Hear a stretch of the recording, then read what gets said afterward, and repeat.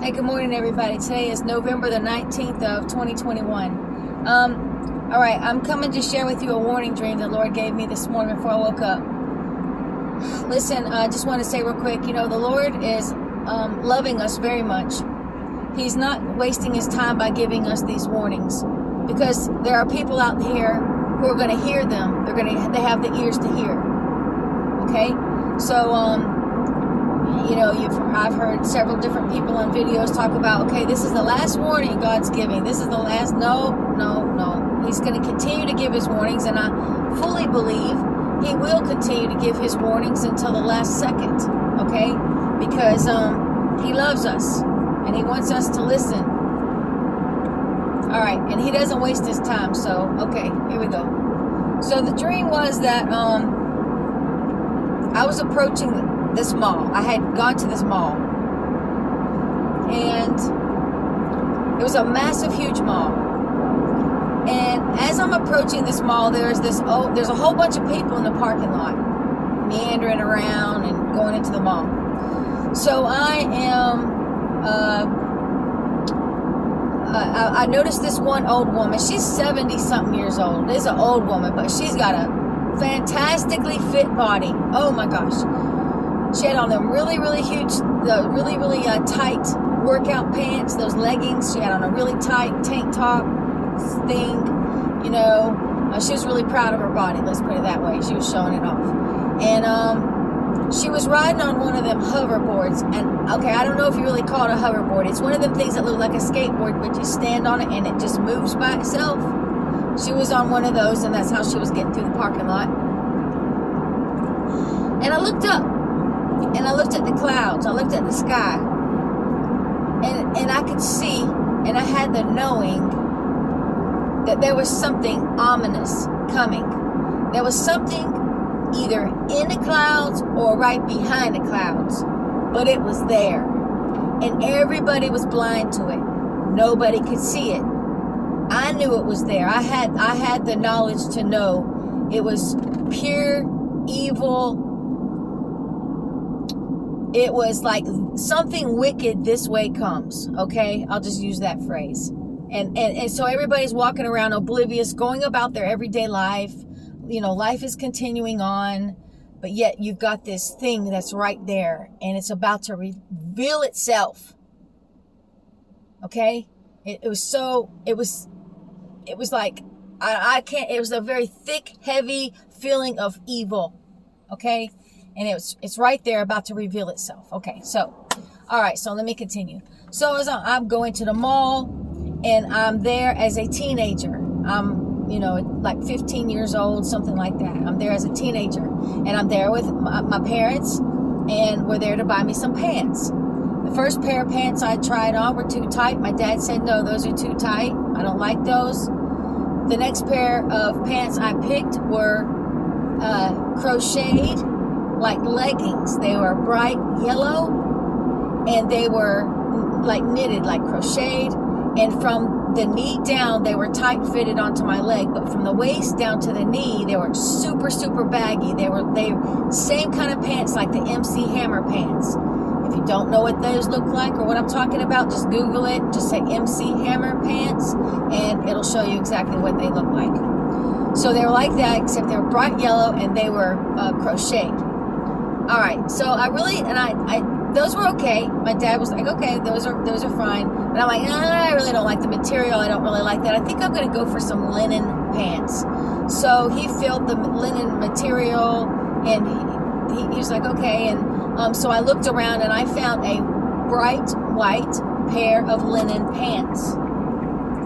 And they were super, super, super. The legs were super massive. They were like big, huge, like almost like boho pants. And just standing there, it looked like I had on a skirt. And I could spin around, and when I spun around, the legs just all flared out, and it looked like I was spinning around in a skirt. And I was just so happy with those pants, and I got those pants. The scene changed, and I was not some teenager. The scene changed, and I was an adult, and I had 2 kids with me. they weren't quite teenagers, but they weren't little kids, but they weren't teenagers. Not that it matters. It was my son and one of his friends growing up, Ray.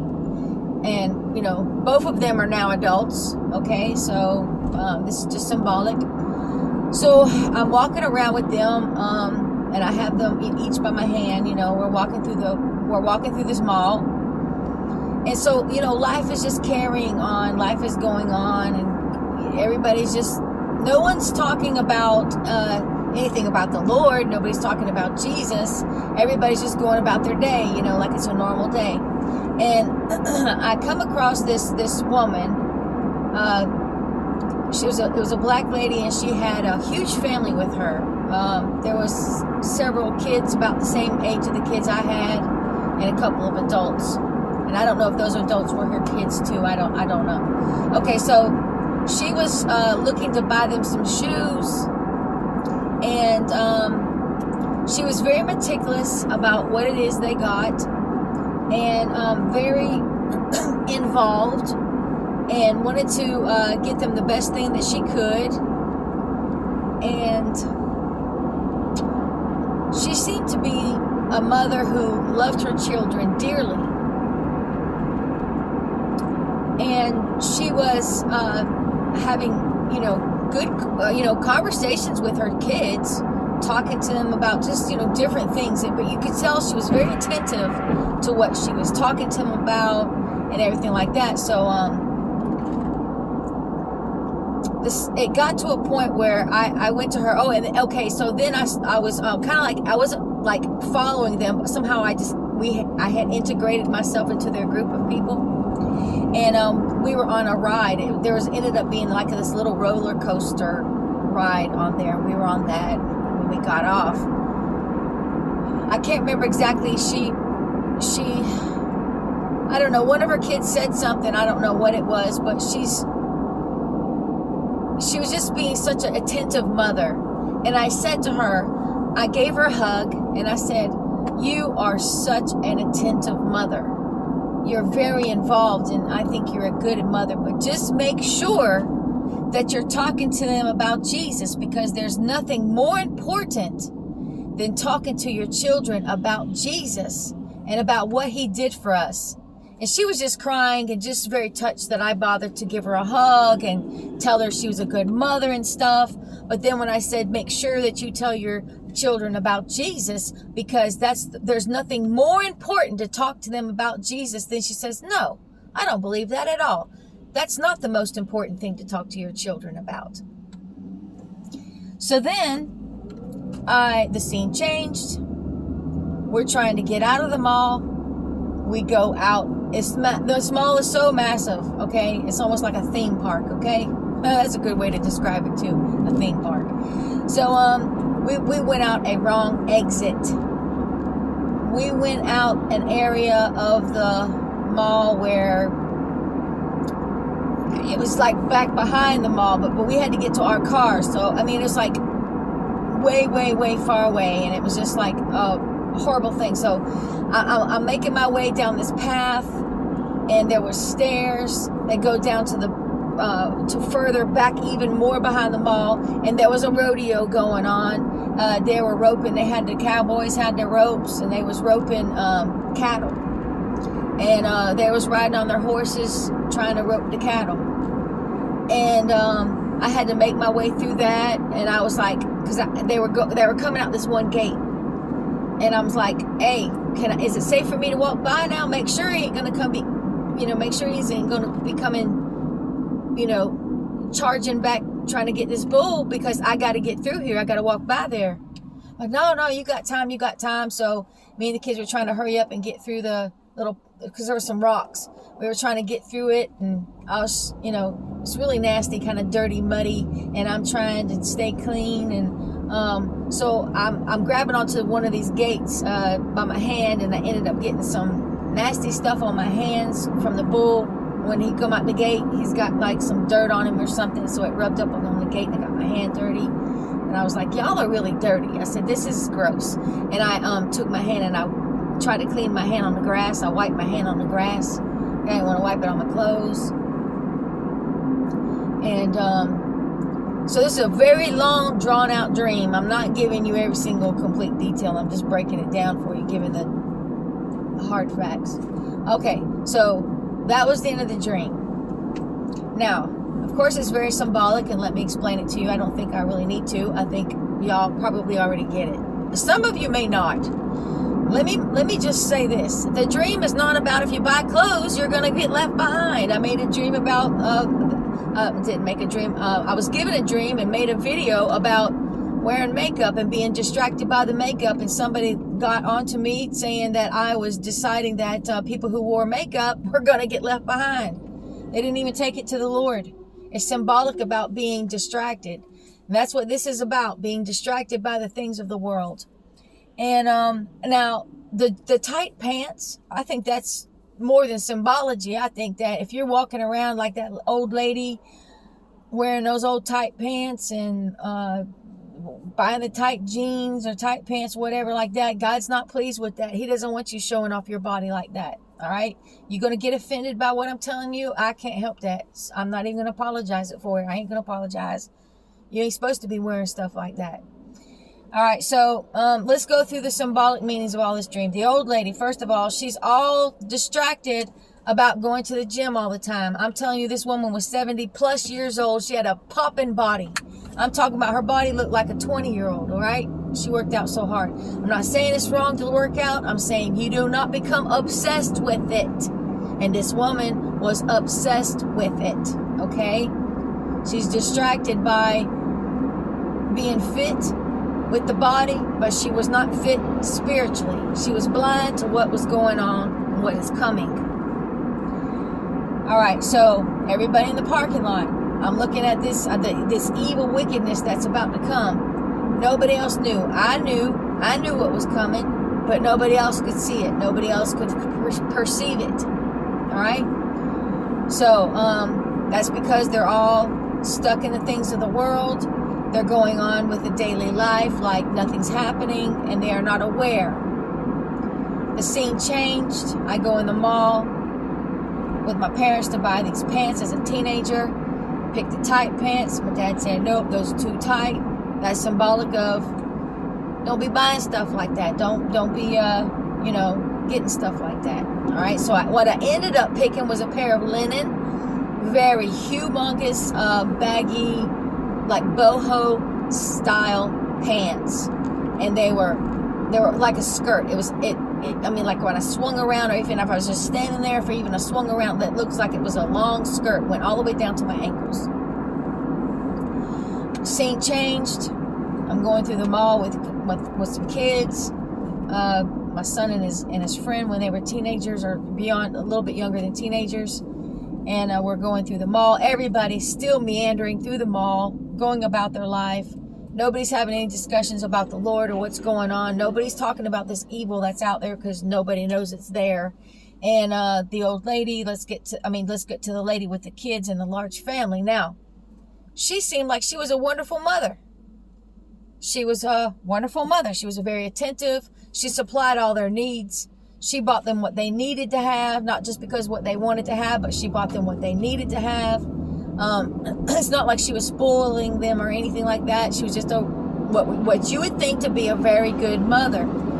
Until I gave her a hug and told her she was a good mother. I says, but you got to tell your kids about Jesus, because there's nothing more important than telling your children about Jesus, and and I told her more things about Jesus, about how important it was, about how he forgives our sins and this and that. And she's told me, no, that's not the most important thing to do. That's not important. That's not the most important thing to talk to our kids about.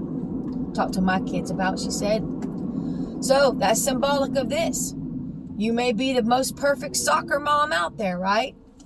You may have a nice house, fancy car, can supply all your kids, go to private school. You could be all of that and a bag of chips, right? But if you aren't sitting there telling your children about Jesus Christ, if you are not telling them the gospel of Jesus Christ, you have failed them as a mother. You have failed them. God gave you those children as a blessing, and you have failed your children. I'm telling you now.